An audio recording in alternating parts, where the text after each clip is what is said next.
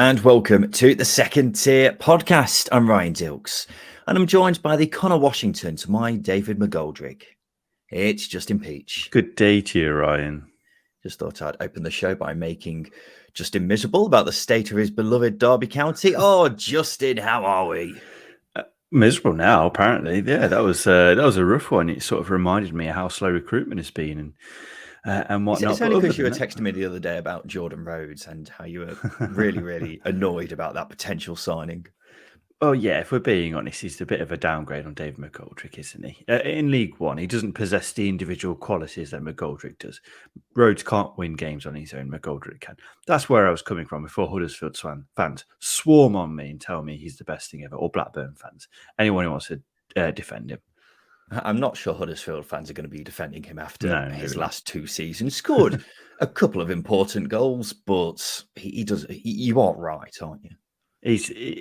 His best days are well behind him, and if you're asking him to, putting it politely, it is. And if you're asking him to spearhead a League One promotion campaign, maybe there are better alternatives out there for better prices as well, better salaries. My argument was that if he's dropping down to League One, then maybe that may reinvigorate him a bit because it's a lower standard. And let's be honest, League One in certain parts is looking pretty weak, isn't it? It is, but he's 33. He's very much a poacher. He doesn't have the pace you need. He's not really dominant in the air either. Let's be honest, he's never really offered much, has he? Apart from goals, and exactly. So apart from that 3-year spell at Blackburn, he's not really done too much else. And this is what my argument was a couple of weeks ago. That was so disgraceful that I had people not knocking on my door, but you know what I mean. I was going to say angry, with their pitchforks, angry at me for not having Jordan Hines, or angry at us for not having Jordan Rhodes higher in our top 20 list of Championship players. But alas, here we are talking about Jordan Rhodes potentially signing for Derby, which is completely irrelevant. Exactly, because if you want to listen to League One chat, you're in the wrong place, ladies and gentlemen. Welcome to the number one Championship podcast, the Second Tier. Thank you for joining us wherever you are. This is part 2 of us going through each Championship side and each picking a key player for them next season. It's not necessarily someone we think is going to be their best player next season. It might be someone who could make next season their breakout year, or someone who's just crucial to their team's chances next season. So part 1 came out on Thursday. That's where we went through Birmingham to Millwall. In this episode, we're going through Norwich to West Brom. So without further ado, Justin, let's start off with Norwich City. Who have you got? I've gone with Kenny McLean, and it's very much a player who I think is going to be important to how Norwich function next season, especially under David Wagner. It was hard to gauge, hard to pick out a player who I think was going to be the most important. So I've gone with Kenny McLean. If Wagner's going to set up how he sets his teams up, a rigid 4-2-3-1, then he's going to have that double pivot, and Kenny McLean's going to play a huge role in that. I think Norwich's form dropped considerably when he started to miss games towards the end of the season.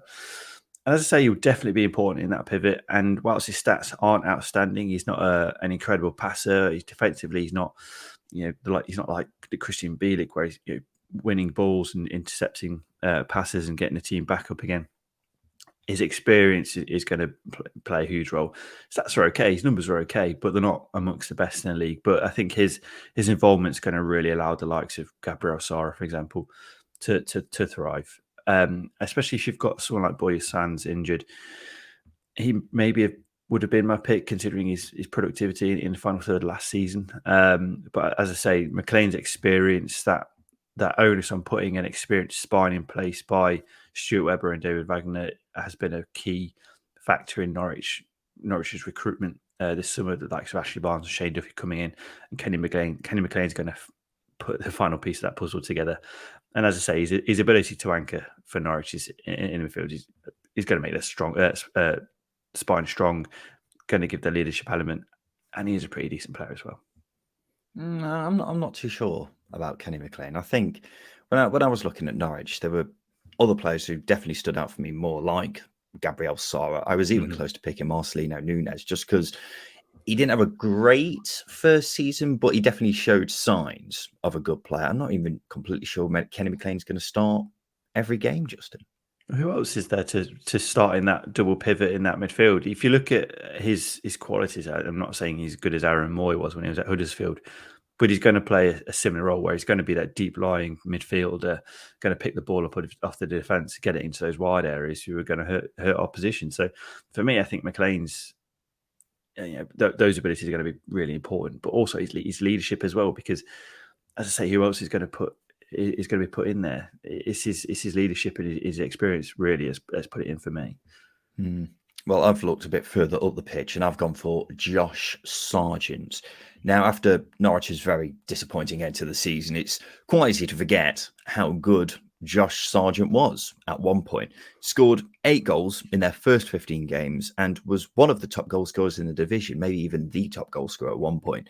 But then he only managed 5 goals for the remainder of the season and simply wasn't playing particularly well.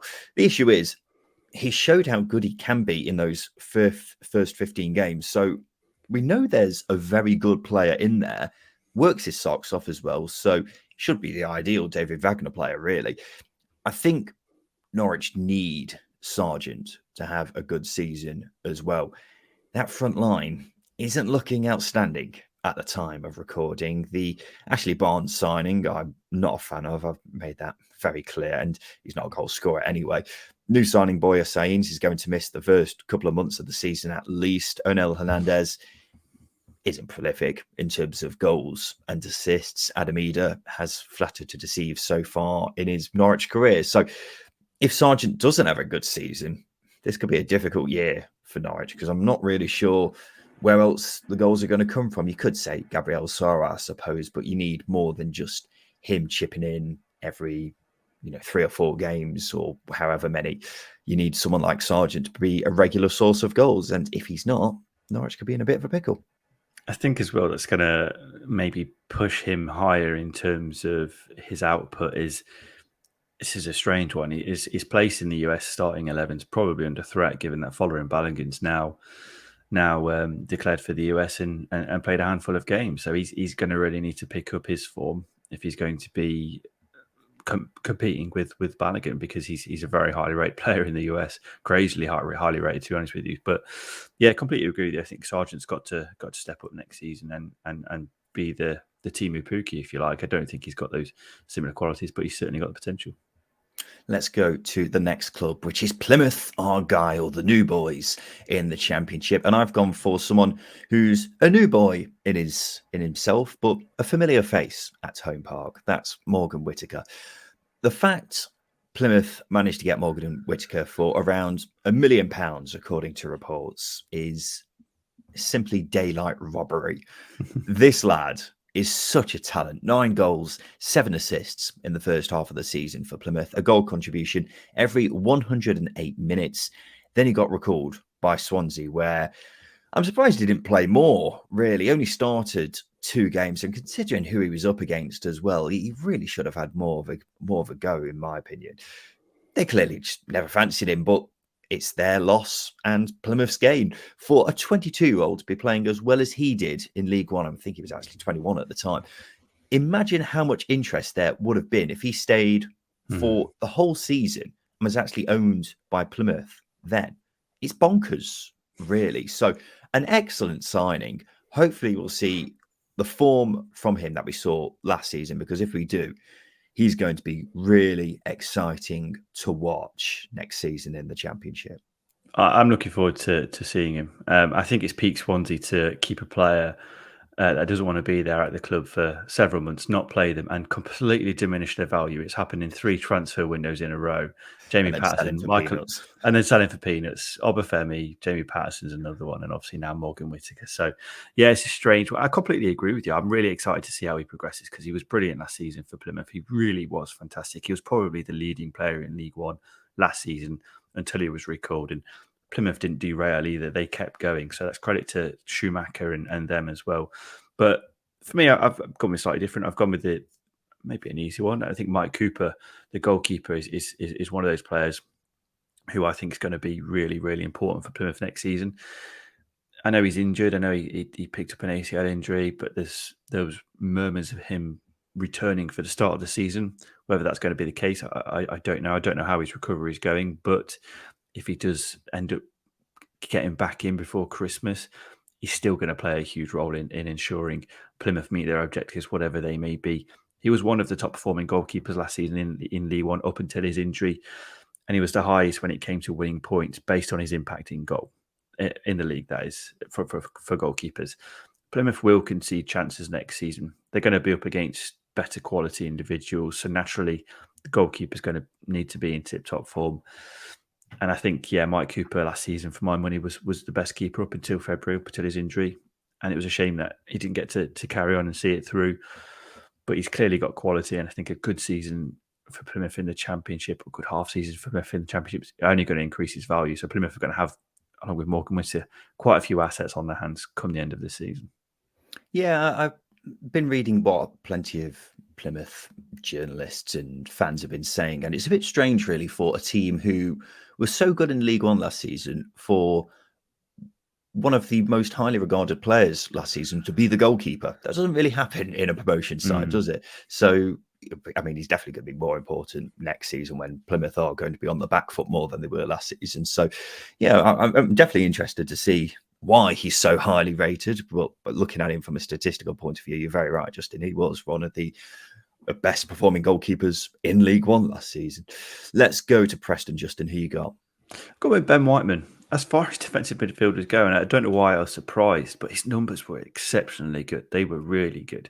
I know he had a good season, but I didn't realise it was as good as that, especially from a defensive point of view. He was one of the best players when it came to interceptions, blocks, and clearances, which means as a shield in front of that back three, he was doing his job incredibly well. He's not there to be a passer, but he certainly allows others to thrive, which is why I think partly why Rhino's not been able to quite tap into the potential of this Preston team, because I think the back line of it is in tip-top shape. They do a very good job in ensuring chances are reduced.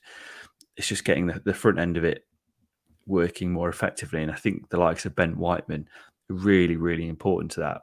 So I don't think we'll quite see the best of Rhino's team until better attacking players are involved. But he's certainly, with Ben Whiteman, breaking up the play, that being a significant skill for him, and giving it those players to hurt opposition in the final third, he's going to have a massive impact next season. And I say, in my opinion, Whiteman's one of the best players in this Preston squad. He sticks out like a sore thumb in terms of his quality in the whole division. I mean, usually sticking out like a sore thumb is a negative thing, but I see your point. I'm a fan of Ben Whiteman as well. I think he is a really, really good defensive midfielder, and will be very important again to Preston's chances next season. He's been one of the more underrated players in the division over the past couple of seasons, and will probably continue to be the case just because he's not a headline grabber at all, is he? I've gone for another new signing pick for me. I've gone for Mads Frokjær Jensen, who's just come in from Denmark. Preston claim they've signed him for a significant undisclosed fee. Clubs often like to overcompensate when they say things like that. So how big is it? Only they actually know. But Preston don't spend much money on transfer fees. And so this should be seen as an interesting move at the very least. He played the vast majority of games for Odense in Denmark last season as they finished 8th. Actually ended up being their joint top goal scorer, which is quite impressive for a number 10. That goal scoring touch will be very welcome, considering Preston's forward line isn't looking the most convincing at the time of speaking. But you look over the years, I mean, ultimately Preston needed a new number 10 after the departure of Daniel Johnson. He has been quite prolific in his own right, hasn't he, from that number 10 position? So Frokjær Jensen will need to chip in with his fair share of goals as well. How will he actually do? Who knows? There isn't much to judge him off other than YouTube compilations. So I will say, though, as far as new signings go, he's one of the ones I'm most interested to watch next season and see how he gets on, because, as I say, Preston don't fork out money very often. So when they do, he's certainly one to pique the curiosity of a championship follower like myself.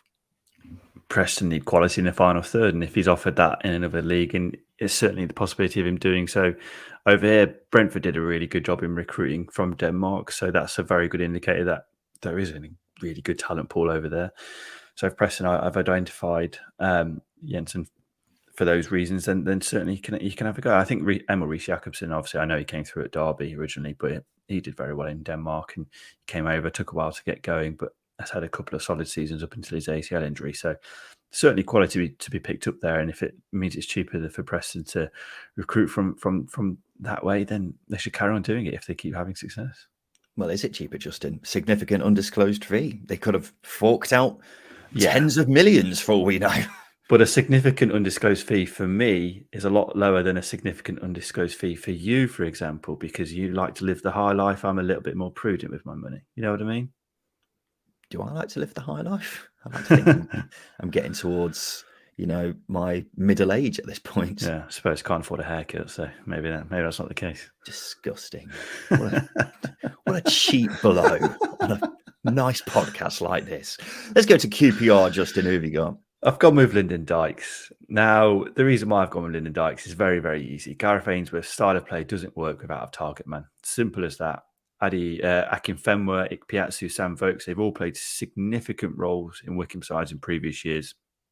Dykes will do exactly the same for QPR. Having watched Wycombe last season against Derby while Gareth Ainsworth was still in charge, Vokes would pivot to the left back, wait for the long ball, and midfielders would then swarm around the loose knock. It's a very easy style of play. It was effective, bit bland for me, but it was very effective. It upset Derby massively. But you could see what he was trying to get out of the team, and you could see what he was trying to get out of it last year. Chris Martin, Lyndon Dykes was still coming back from, I think it was pneumonia, wasn't it? So he wasn't quite up to speed in that final third of the season. But considering he averaged 5.74 headers won per 90 last season, one of the highest in the league, goal scoring wise, he could be better. But you can see exactly what he can bring in terms of what Gareth Ainsworth wants from this style of play. Ball's going to be pumped into him. He's going to knock it down. Players are going to get around it. Simple as that. No one can do it in that QPR team apart from him, unless you put a centre half up there. But that's not going to work, is it? I can tell you one thing. Lyndon Dykes is going to have the sorest head in the division by the end of the season, because he's going to be heading a lot of balls next season. Lyndon Dykes is a bit of a funny one, because ever since he joined QPR, what was it, 2 or 3 seasons ago now? He's been there for a while, hasn't he? I've always thought at some point he's just going to click, and it's not really happened so far. No. Maybe under Ainsworth, we may see better. I'm not sure we will. But yeah, he's without doubt so important to how QPR want to play, because basically their game plan is hoof it up to Lyndon Dykes. It's as simple as that, isn't it? And they don't really have any other options in that regard. I've gone for Sam Field in midfield. Look, let's be frank. Queen's Park Rangers aren't in a great position heading into the new season. They were terrible at the end of last season. Key players have gone out the door. Others may still go. And then some very good players may struggle in a Gareth Ainsworth system. If they're going to stay up next season, they'll be relying on some key players to have really good seasons. And Sam Field is one of them. I thought he was their best player last season. Even when they were playing terribly under Ainsworth, Field was one of the only ones still to be playing at an acceptable level. As far as ball-winning midfielders go, he's very good. Doesn't offer much else to a team, but he's very good at being that midfield destroyer. And let's be frank, it's not going to be very pretty watching QPR games next season. So when it does get a bit ugly, he'll be really important to their chances of getting results, because he's very good at winning the ball in midfield. I do like Sam Field a lot. I think he's got a lot of quality. And again, like Ben Whiteman, probably another player who's gone under the radar. He's been underrated, because again, if I'm a high pressing team or wanting to deploy a high pressing style of player, you want the likes of Ben Whiteman and Sam Field in your team, because they go out and they win the ball, they break up play, they give it to those players who are more technical, who are going to hurt opposition in the final third. And Sam Field's got that in abundance. Going to need to do a lot of that next season for QPR, because they're not going to want to have the ball very often again under this Ainsworth style of play. Next up is Rotherham United, where I've gone for Jordan Hugill. Now, I don't know about you, Justin. I sat down the other day and said to myself, let's go through each championship side and kind of rank each section of their squad as we prepare to do our league table predictions in a week's time, I looked at Rotherham's current squad and whoa, aye.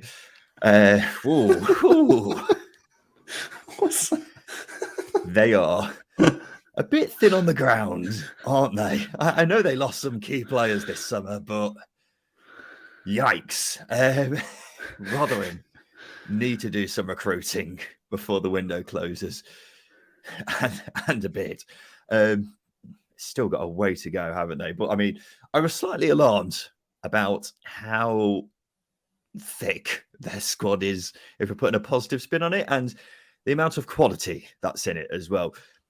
Not a great position to be in when Jordan Hugill is one of your standout players. Now, I say that partly in jest. He is sometimes a bit of a joke figure for us, isn't he? Is he Championship standard? Maybe just. But look, he scored some important goals for Rotherham last season. His physicality will be important for them as well. They need him to have quite a special season because, I mean, it's a bit of an ask for someone who's only managed double figures once in his last 5 full Championship seasons, but they could really do with him doing that this season. I'm not saying get Alexander Mitrovic numbers or, anything too drastic. Just double figures will be a massive help for Rotherham because they're going to be fighting to stay up again next season. I think everyone's expecting that. And if you get a striker who gets you double figures in a season, that's great. Can Jordan Hugill do that? Who knows? Because as I say, he's not managed it in recent seasons, but because considering the squad is pretty thin on the ground in terms of quality, that will be a massive help. I think Hugill's previous 2 seasons, he's been out on loan in the first half of the season at a promotion-chasing club. Really struggled at those clubs.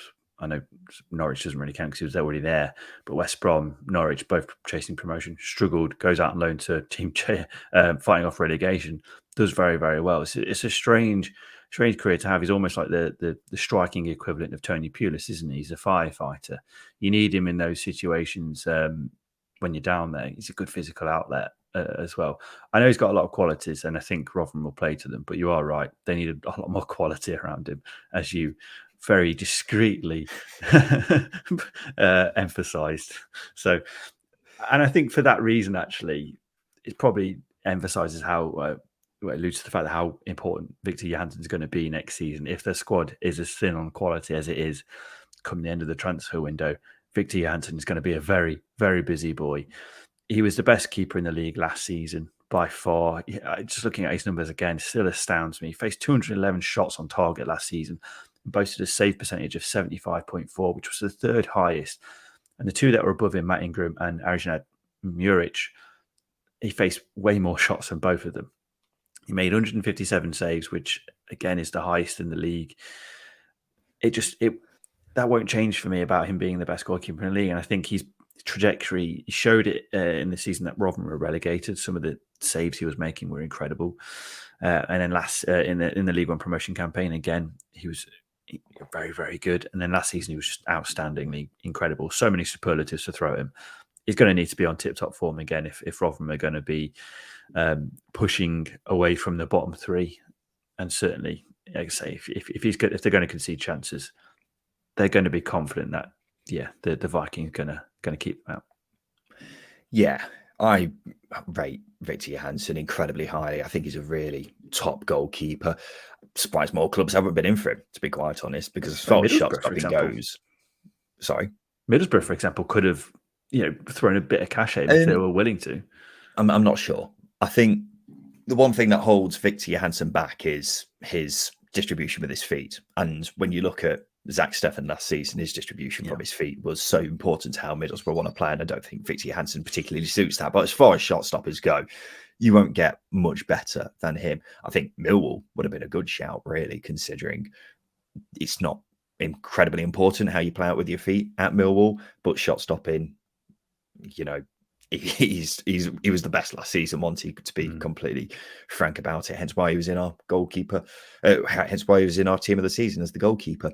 Speaking of which, Sheffield Wednesday is the next club, and I've gone for Cameron Dawson as their key player. Now, As we speak, Sheffield Wednesday are looking very weak at the back.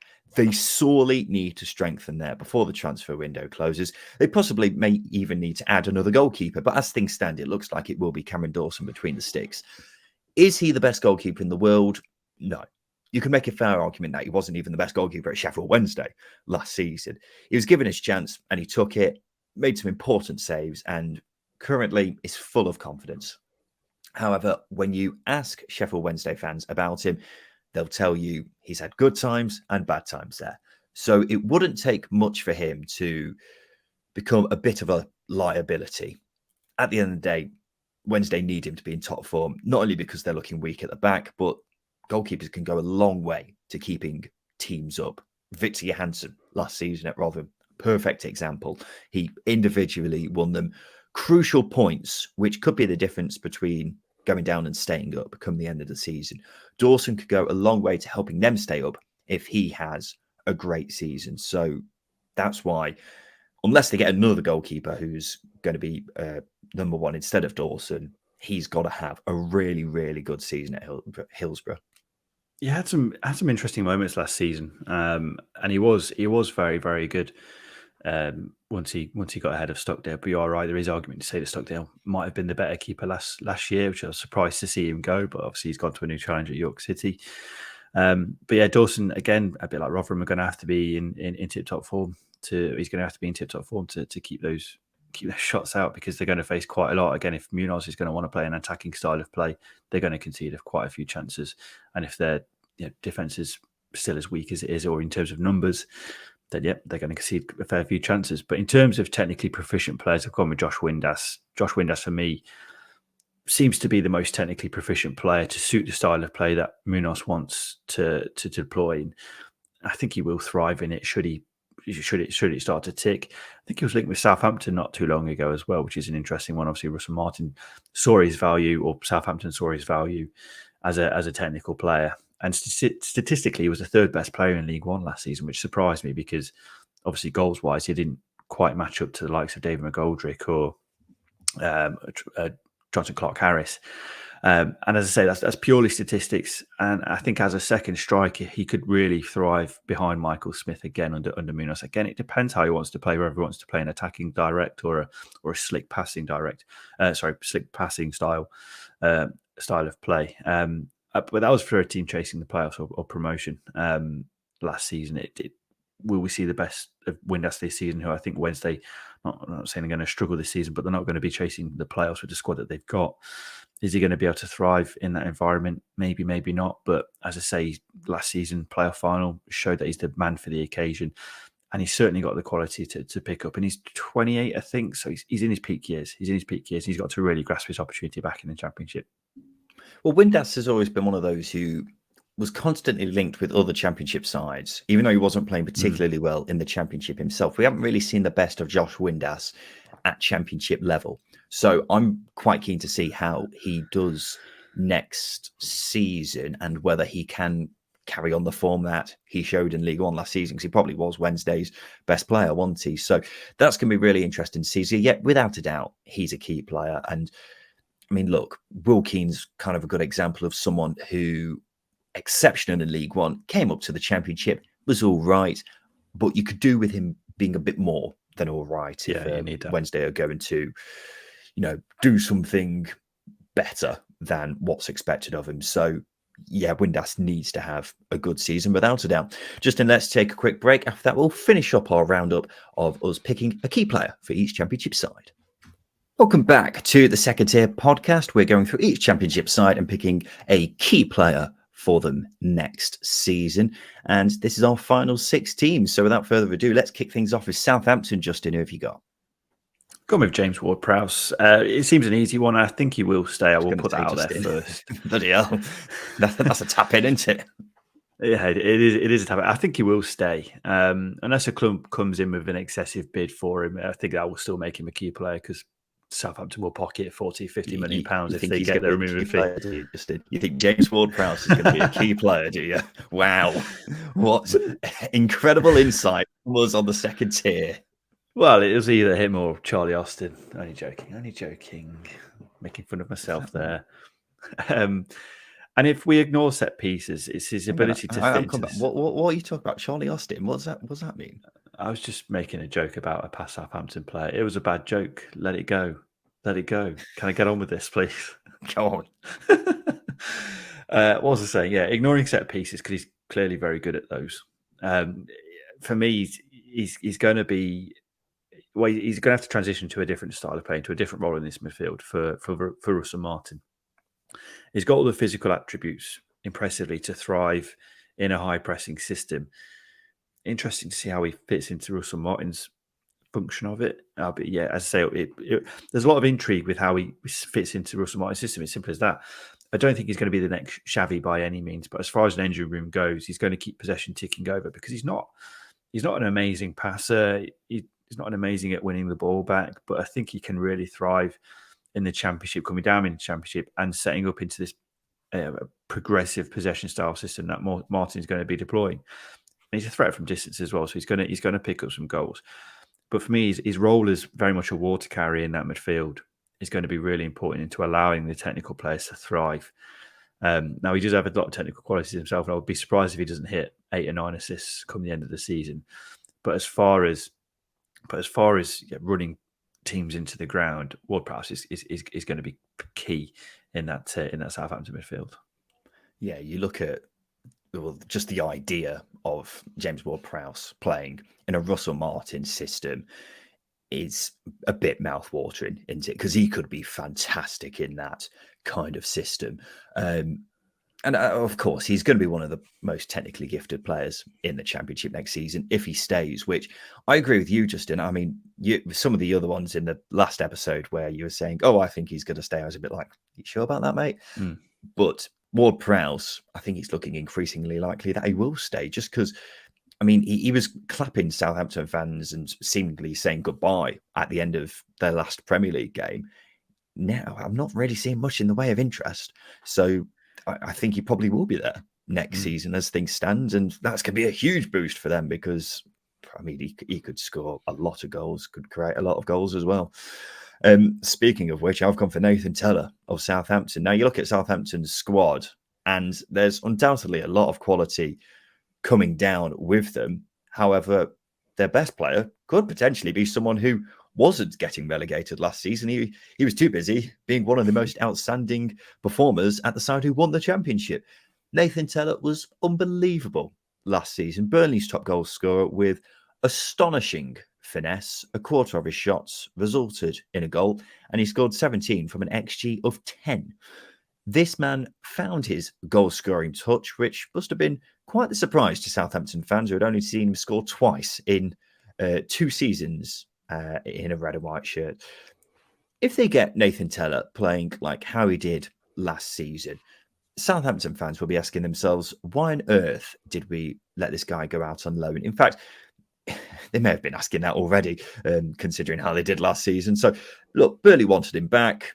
They've reportedly tried to get him, but Southampton have held firm and said no, so much so that Burnley have seemingly given up on him. So it's a big statement of intent from Southampton, and given the right service, maybe with the likes of James Ward-Prowse, he could score a lot of goals again next season and may even be a shout for top goal scorer in the whole division. It's got a lot of headers as well, which is interesting. It just means, whilst he's not a physically dominant player, he arrives in the box at the right time as well for those headers.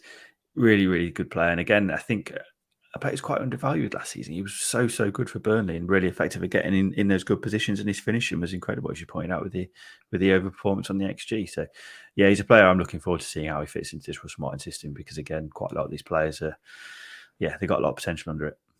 Yep, definitely. Let's go to Stoke City next. I've gone for Ben Wilmot. Now, I will stand on the rooftops and shout it out for the whole world to hear. Ben Wilmot is one of the most underrated players in the whole of the Championship. Stoke was shite last season. Let's not get away from that. There weren't many players there you could look at and say they've had a good season. Ben Wilmot was quite easily their best player in my eyes. I don't necessarily have massive expectations for Stoke again next season, but a player who will be key to any success, it will be him. If they're going to have any success, it will be down to players like him. That's particularly the case when, at the time of recording, Stoke are quite thin on the ground when it comes to defenders. So he needs to have another really good season. He's great defensively, reading the game. He's quick, brave. His passing and carrying the ball forwards is amazing. Some of the best in the division for me. Maybe not the best in the air, but, no one's perfect. He's very consistent as well. And at 23, he's got plenty of growing room as a player to make himself even more important to Stoke. So I thought he was amazing last season, and next season he could be even more so. Yeah, one of the best defenders in terms of progressing the ball out from the back as well. He's really comfortable on the ball, and I think that sort of attribute there for Stoke is going to be really important for him. Even though Alex Neil doesn't prefer to play that way, but when you've got a player of that composure, it always helps. Yeah, he's a player I'm looking forward to seeing develop next season. I do think people are coming around to the qualities that he has as well, and recognising it from outside of Stoke in the Championship. So we'll just see if that like stays on him. Because I think he can be a really good player. I've gone with Tyrese Campbell. Now, Tyrese Campbell, since his ACL injury, just hasn't been the same Tyrese Campbell that burst onto the scene under Mike O'Neill. That being said, he still managed 14 goal contributions last season, which is a decent number. 9 goals, 5 assists. And I think, as I say, we didn't see the best of him. We only saw glimpses of what Tyrese Campbell can bring into the team. But for me, he's Stoke's most technical player, especially in the final third. And you've got the likes of Jacob Brown, who's a very good goal scorer, can be a very good goal scorer, Dwight Gale. There's Emery Gale coming through as well. Tyrese Campbell's the one for me that I look at and go, put the ball into your feet, you're going to do something with it. There aren't many players at Stoke at the moment that have that quality. And as I say, he was the most productive player for Stoke last season when it came to receiving the ball in the box. Very weird stat, but that tells you several things for me. He's good at finding space. He's confident in receiving the ball in those areas, and he's got the composure to take the touch on. It's just about adding that killer instinct back into his game that maybe his dad had. His dad was very good at it. But it's about adding that killer instinct back into his game that he had pre-ACL and getting him back up to speed in that sense. And I think Alex Neil could be the man to unlock it. So although he had pretty much a full season with him last season, getting that pre-season in with him, getting those expectations for his role within the team and allowing him to thrive in that environment will bring him forward. And as I say, I think he's the most technical player in that team. He can be a really, really big asset for Stoke next season. I think he's undoubtedly going to be a big asset for Stoke next season. Justin, you look at their forwards. I mean, Dwight Gale, his confidence has just gone for whatever reason. Jacob Brown, never really been the most prolific of strikers. Tyrese Campbell, he's one of those who every so often you see him do something amazing and go, wow, that is Premier League quality. It's just about making it happen more. And we did see that before his ACL injury 2 or 3 seasons ago. If you get it out of him on a regular basis, you've got a star there in your ranks already. I mean, he was linked with West Ham, I think, at some point early in the summer. Nothing's obviously come of that, and I'd be surprised if he's not at Stoke next season. But without a doubt, if you get Tyrese Campbell firing, then you've probably got one of the best strikers in the division, based off what we saw before. It's just he's kind of showed glimpses of that player, just not really happened. So let's move on. Sunderland next, and it's Patrick Roberts, who I've gone for. Patrick Roberts really grew into last season. He finally started to show signs of the player that a lot of people expected him to be when he was younger. And fair play to Sunderland. They took a chance on him, and he's repaid their faith when so many other clubs didn't fancy him. Think about the number of clubs he's been on loan at over the years and just never really got going. And then he's finally found a home at Sunderland, and is really flourishing. He was excellent last season, was one of the stars of Sunderland's amazing form towards the end of last season, even when he was being asked to play at fullback and wingback. But his dribbling, chance creation was superb. Even scored a few goals, including that unbelievable last-minute equaliser from the corner of the box. I think it was against Watford. I believe he can be even better this season, and Sunderland will hope that's the case as well with no Amad Diallo. He has been linked with a loan move back, but right now we'll assume that's not happening. Either way, Roberts can definitely build upon his brilliant form from the end of last season and can be one of the most exciting players in the division. Sunderland need him to be, having a great season again as well. Jack Clarke might not be staying. Ditto Ross Stewart if he ever comes back to fitness. So Patrick Roberts may be carrying a lot of the attacking burden for them next season. And if he continues that form, then it won't be as much of a blow as it could be if the worst case scenario happens. Who have you got, Justin? I'm right in saying he's one of the top 3 dribblers in the league last season as well, wasn't he? I mean, his dribbling's always been class, hasn't it? Yeah, it was just interesting when we were putting together the team of the season last season. Patrick Roberts' stats were constantly up there. We overlooked him, but there were better players than him in the league. But just highlights his quality and the potential that he's got. But I've gone with Dan Neil, a player who I think went through the motions last season. Still had a good campaign by all means, but he struggled in parts and excelled in parts. So it was really just a season of getting used to the rigours of the Championship. There's signs of really good prospect there, and it's one that I've said in the past that I think he can be an international player or develop into a national player. And if we're talking about improving his progressive passes, his choice of passes, his ability to dominate games in that midfield as those deep line playmakers do, then there's a lot more to come from him and certainly a lot more potential. I think under Tony Mowbray, that potential is going to be unlocked. And if you're going to get the ball into those players like Jack Clark and Patrick Roberts, you need likes of Dan Neil, who's brave in his choice of passes to get the ball into those areas, into that final third. And you consider as well that he had the likes of Corey Evans, Pierre Ekwa, Luke O'Nien, Abdullah Bar. They were all midfield partners for him. It was an unsettled midfield partnership for him. He couldn't really, I'd say, get used to it, but he didn't have a consistent there alongside him because of injury. I think having one there alongside him this season, if that's going to be the case, get a settled win there, he can start to thrive once again. He's a player I'm really looking forward to seeing how he develops this season. Yeah, I was a bit disappointed with Dan Neil towards the end of last season. I think he started off well, but then in the latter half of the season, I think, considering Sunderland were playing so well, I think he was probably one of the poorer players in that Sunderland side. So I think he definitely do a lot better. He's definitely got loads of potential, and I wouldn't be surprised at some point if he was a Premier League player. But he could definitely. Yeah, he could definitely play a lot better than he did towards the end of last season. I think that goes without saying, really. Next up is Swansea City. Justin, who have you got? I've gone with Jerry Yates. Now, I said on our transfer window show that I was a Jerry Yates skeptic, but having looked into his numbers a little bit deeper, as a goal scorer, I think there are better players in the division. And when it comes to being clinical and a natural finisher, there are better players in the division. And maybe Swansea overpaid for him at $2.5 million. Maybe they've got a snip at $2.5 million, because I'm looking at his numbers from a pressing point of view, and they impress me. There's no dad joke intended there. When it came to interceptions and blocks, he was one of the best players. And I know they're defensive stats, but when you've got Michael Duff in charge, there's going to be a high pressing style of play. And Jerry Yates clearly has those abilities in his locker to thrive. It gives you the indication that the signing is certainly from a pressing point of view. And he's got the ability to score goals as well. I think that's the key thing. He's hitting double figures for a team relegated last season. Was impressive. I'll be honest with that. Was impressive. And he had a couple of good runs. But it's his qualities off the ball that I think is the reason why Michael Duff and Swansea have forked out, because you've got to be a fit player to play in this Michael Duff side. We all know that. And he's going to be playing a fast, direct style of football with a press out of possession. We know that. Jerry Yates is going to fit in there like a glove for me. I don't think anyone's denying that Jerry Yates is very good at pressing. I mean, does he offer much else to a team? I've got my doubts. So that's why I'm not a huge fan of that particular signing. But yeah, you are right. Michael Duff will want to deploy a high press next season, and Jerry Yates will be important to that.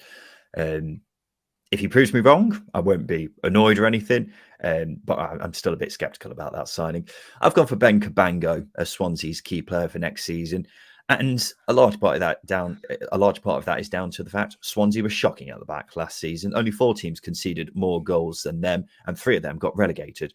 Now, maybe part of the reason why they let in so many is because of the now departed manager. I don't think that should completely absolve the players, though, of the blame. I mean, think about where Swansea could have been if they conceded 10 fewer goals. Could have been the playoffs, considering they finished 10th, couldn't it? So the point I'm getting is the defenders at the club have to do better. I'm looking at someone like Ben Cabango, who's now entering his 5th year as a first-choice centre-half at Swansea. He was excellent in the 2nd season they got to the playoffs under Steve Cooper, one of the best defenders in the division. Since then, he's been good, but could be a lot better. Maybe that was down to the manager. If so, he's got a new manager now who's more similar to how Steve Cooper played. And so that should get him back to playing at the same level as before. At least you'd expect so. If it doesn't, then you've got to start pointing fingers at Cabango himself. So let's go, Ben Cabango, and see him have a great season in a Swansea City shirt. I like Ben Cabango quite a lot. I've always thought of him as a comfortable ball-playing defender, but as you pointed out, he was very good in that second playoff season for Swansea. So I think that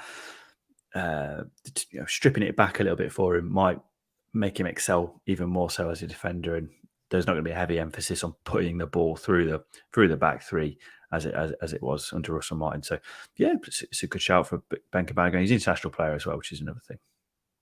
Let's go to Watford next. I've gone for an interesting one. I've gone for James Morris as Watford's key player. Now, Watford were really bad at the end of last season. They really stunk out the place. But for me, James Morris was one of the only players to come out of that period with any credit.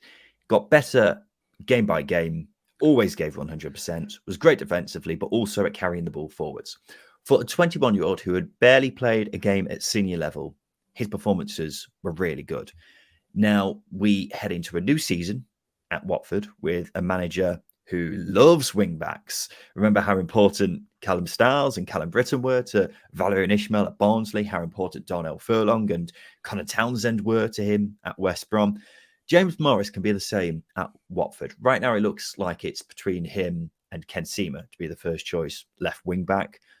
Sema might get bumped up further forwards, but you know what? As things stand, looking at the current squad, I'd start James Morris next season.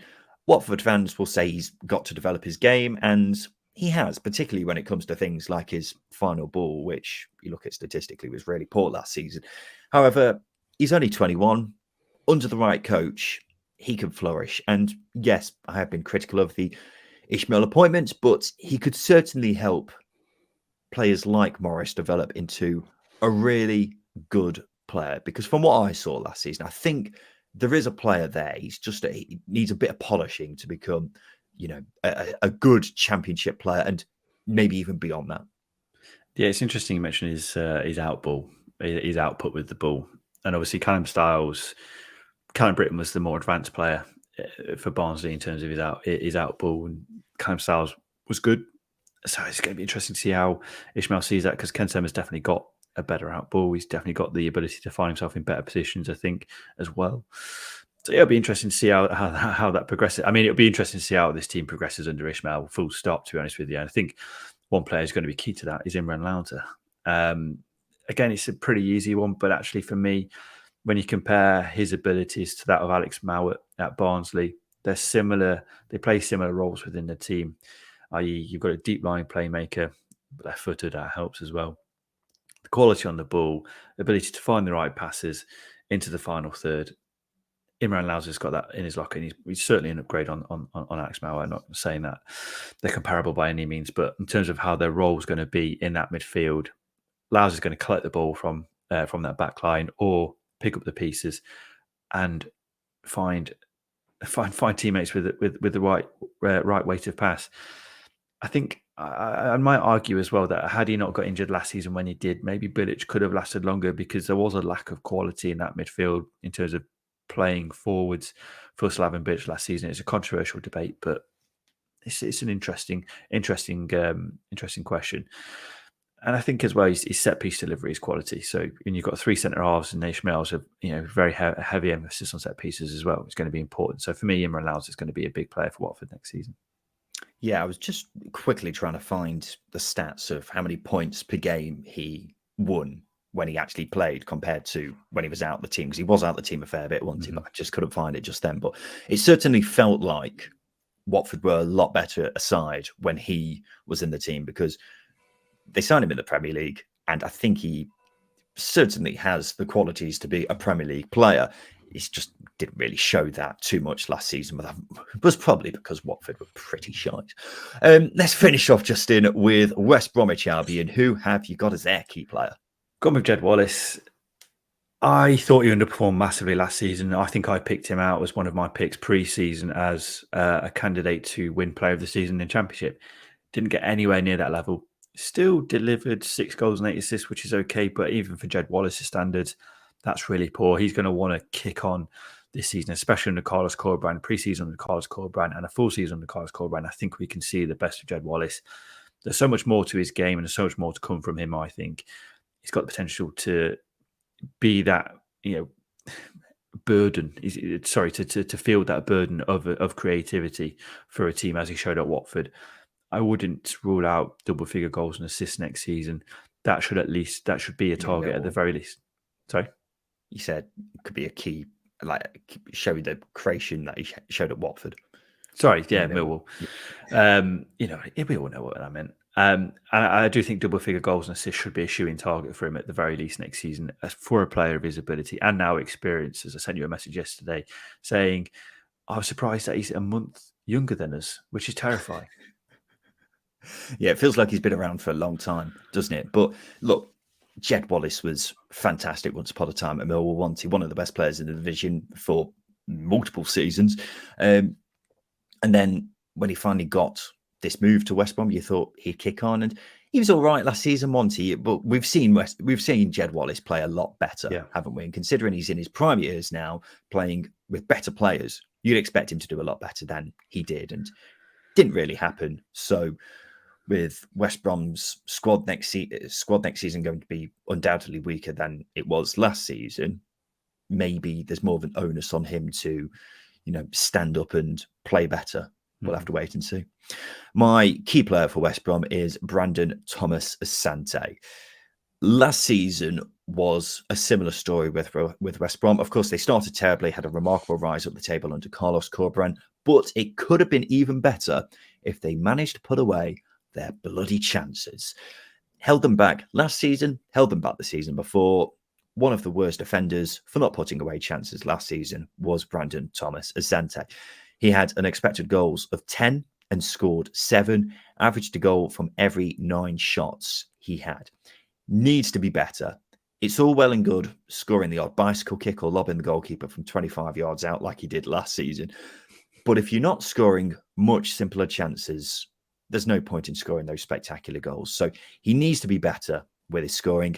Perhaps he can get the benefit of the doubt because he's been asked to step up from League Two to the Championship. But as things stand for West Brom in terms of strikers, they've got him and Daryl DK who just cannot stay fit. So West Brom can't afford for Thomas Asante to be so sloppy in front of goal once again. Yeah, it's incredible, actually. It'd be good to weigh up the XG of those chances.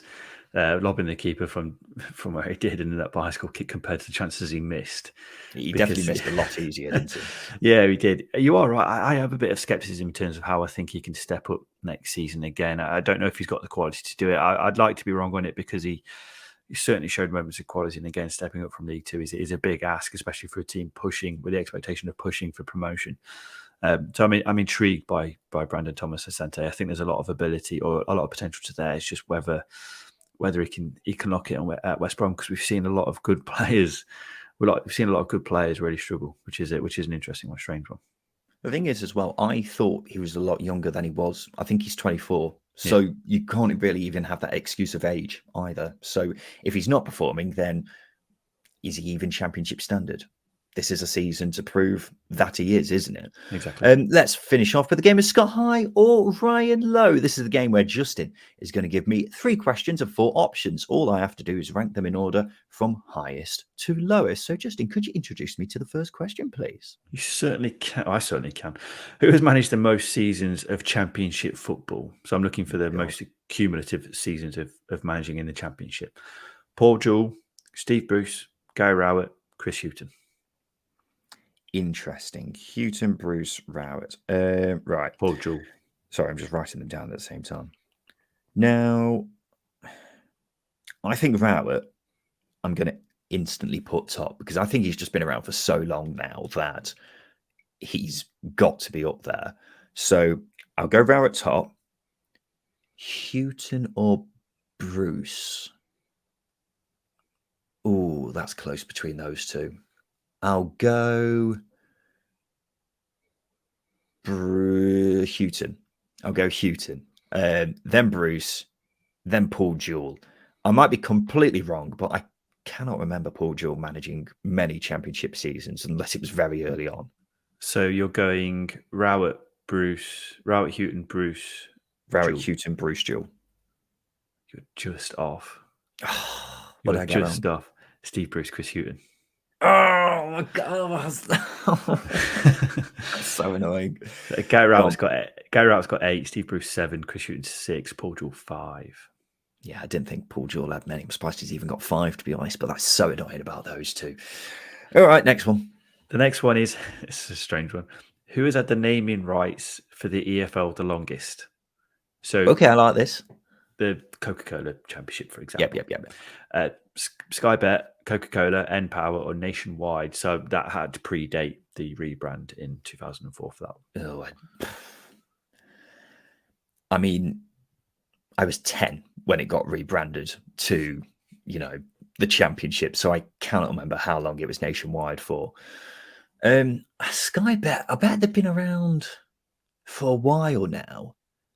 And I think while Coca-Cola is like quite a fondly thought of period, I don't think they were actually that long around for that long.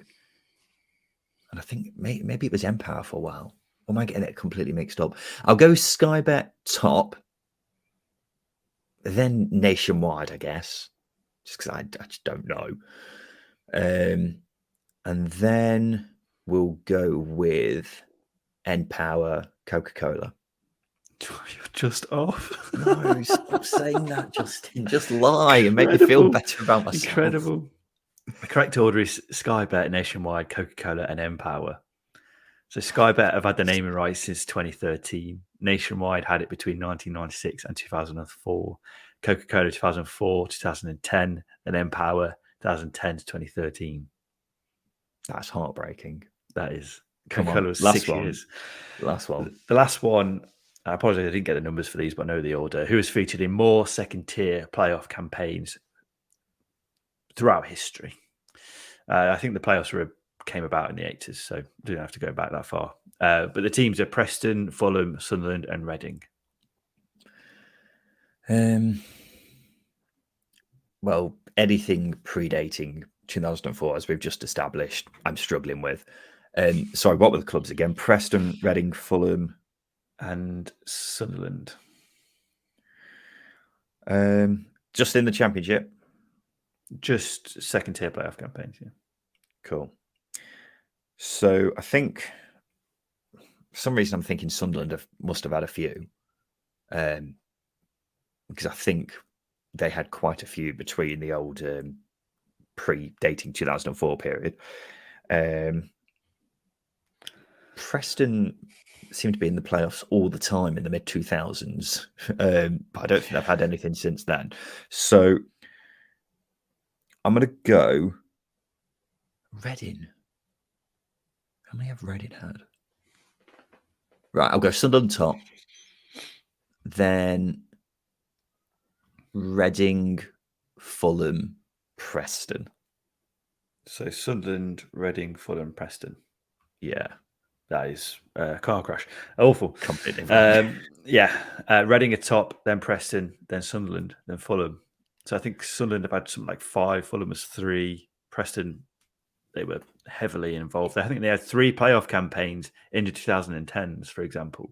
If it was from 2004 onwards, then yeah, this will be a lot easier, but I just don't know. But before 2004, the research was a lot to do doing it that way. I could have done it, and it'd make a good question in a couple of weeks' time.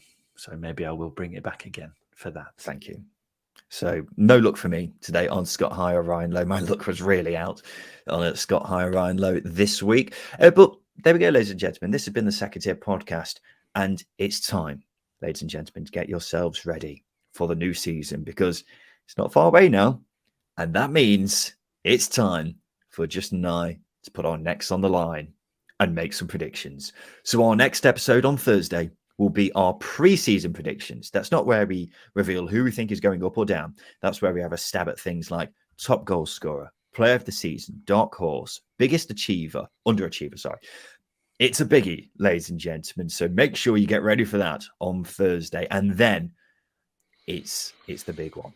my favourite bunch of episodes of each season, actually, are league table predictions. They're coming in a week's time, ladies and gentlemen. Time to get excited because the new season is nearly upon us. This has been the Second Tier Podcast. I've been Ryan Dilks. I've been Justin Peach. And a big thank you for listening.